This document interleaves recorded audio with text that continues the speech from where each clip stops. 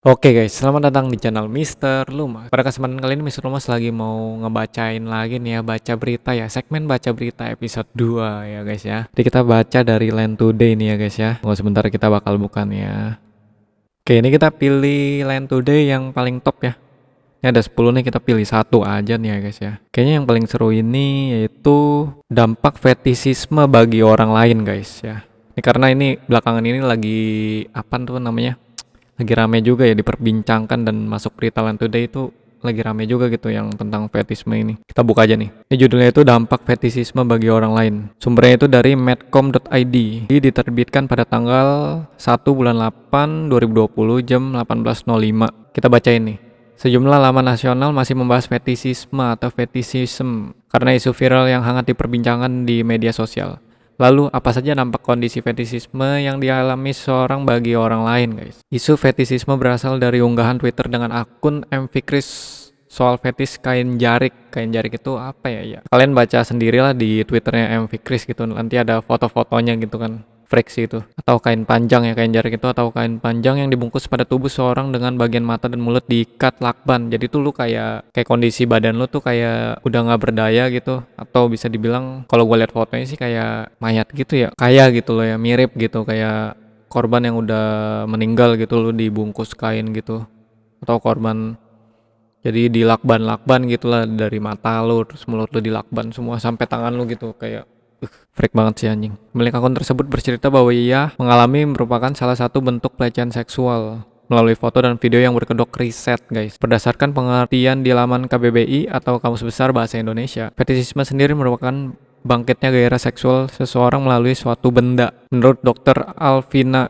SPKJ, dokter spesialis kedokteran jiwa di Primaya Hospital Bekasi Barat, kondisi fetisisme seseorang bisa merugikan orang lain di sekitarnya dengan memerhatikan sejumlah kondisi. Nah, ujar dokter Alvina ini, bahaya akan timbul bagi masyarakat sekitar bila terjadi tindakan yang melanggar hak-hak orang lain dalam rangka mencari objek fetis seperti seseorang mencuri pakaian dalam dan menimbulkan rasa tidak aman bagi lingkungan. Selain itu, bahaya juga dampak timbul seperti saat anak terpapar dengan penyimpangan seksual yang berpotensi menimbulkan perilaku imitasi sehingga anak lainnya kelak juga mengalami penyimpangan seksual. Ia menambahkan bahwa dari kriteria diagnosisnya, objek tidak hidup seseorang dengan fetishism tidak termasuk bagian pakaian yang digunakan untuk cross-dressing dan bukan alat yang memang didesain untuk memberikan stimulasi genital seperti vibrator. Ia memaparkan, fetishism bisa disertai dengan gangguan mental lainnya. Misalnya orang tersebut juga memiliki gangguan mood seperti gangguan depresi, gangguan cemas, atau gangguan psikotik. Jika ditanya apakah seseorang dengan fetishism sendiri mengancam keselamatan atau kejiwaan orang lain, maka kita harus kembali lagi bahwa gangguan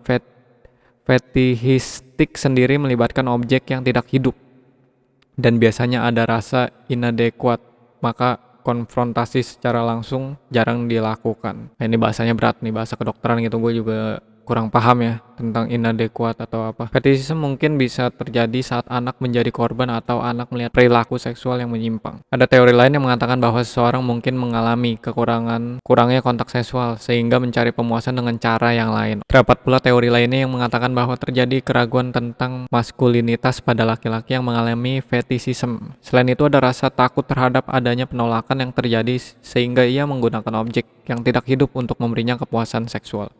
Ini fetishnya sih rada aneh juga nih, rada freak juga sih ini. Kacau. Secara umum, penyimpangan seksual lebih banyak dialami laki-laki daripada perempuan dan terdapat teori yang mengatakan bahwa fetishisme berkembang sejak masa kekanak-kanakan. Sejak masa kanak-kanan, apaan tuh? Namun ada pula yang mengatakan onsetnya adalah saat masa pubertas. Oh ya, kanak-kanakan nih, dia ngetiknya salah nih. Untuk melakukan penyembuhan, gangguan fetishistik bisa diterapi dengan berbagai modalitas psikoterapi baik individual maupun kelompok serta dapat dilakukan pemberian terapi obat-obatan dan hormon. Untuk menghindari gangguan fetishistik, hendaknya masyarakat menciptakan lingkungan yang ramah anak. Betul, peduli pada kesehatan anak baik secara fisik maupun mental, betul. Dan bersikap melindungi anak dari paparan kekerasan baik kekerasan fisik, mental maupun seksual. Oke, kita baca ini ya. Komen-komennya nih guys. Hanya ada 6 komentar. Yang penting udah sama-sama konsen dan gak melanggar peraturan etika moral, amannya tuh. And please have a safe word guys. Punya fetish yang normal aja, jangan yang terlalu aneh. Oke, setuju nih. Gue juga punya fetish sama cewek yang pakai jilbab dan kacamata, apalagi jilbab berkacamata. Hah, apa sih? Pakai jilbab? Oh, dan kacamata, apalagi jilbab berkacamata. Oh, jadi dia ada dua fetish nih, jilbab sama yang kacamata. Tapi gue masih tahu diri, gue lagian sebagai laki-laki harus melindungi lawan jenis, bukannya bikin mereka insecure. Betul. Lagian di website, atau itu website apa, juga udah ada banyak daripada gue jadi predator, bikin rendah martabat dan reputasi. Mending tunggu aja, tunggu sampai nikah aja dulu, baru sabar sebentar doang, apa susahnya sih? Begitulah orang yang berakal pendek cuma pengen kenikmatan sesaat. Waduh. Kayak ada lagi nih, fetish is porn, preferences or sexual preferences that people love to do then regular copulation. Ya lu artinya lu artiin sendiri dah, gua nggak terlalu bisa bahasa Inggris ya. Apa nih? Jadi inget Hachi Bemaeda. Apa itu? Hachi Bemaeda. Kejadian ini fetish ini belakangan ini lagi ini ya guys ya, lagi apa tuh namanya, lagi rame guys. Kalian kalau misalnya itu apa namanya, kalau misalnya kalian penasaran itu kasus fetish yang kemarin itu di berita dari kampus mana gitu, ada mahasiswa kampus mana gitu yang melakukan fetishistik ya ke beberapa mahasiswa. Nah makanya belakangan ini lagi beritanya tuh di up tuh, jadi rame. Itu sih gua ngeri juga sih anjing kalau digituin. Aduh, minta-minta kacau-kacau. Yaudah gue no comment sih untuk fetishistik ini atau fetishism ini ya. Gue nggak mau komen gitu, ya udah. Biarkan lu kalau mau tahu ceritanya langsung, lu langsung baca di Twitter aja @mfikris itu. Oke, jadi segitu aja sih untuk video gue hari ini. Terima kasih untuk kalian yang sudah menonton videonya sampai habis. Jangan lupa untuk like, comment, subscribe, dan share channel ini ke teman-teman kalian ya guys ya, supaya channel ini dapat lebih berkembang lagi guys. Jadi gue Mr. Lumos pamit undur diri, sampai jumpa di video berikutnya. Bye bye.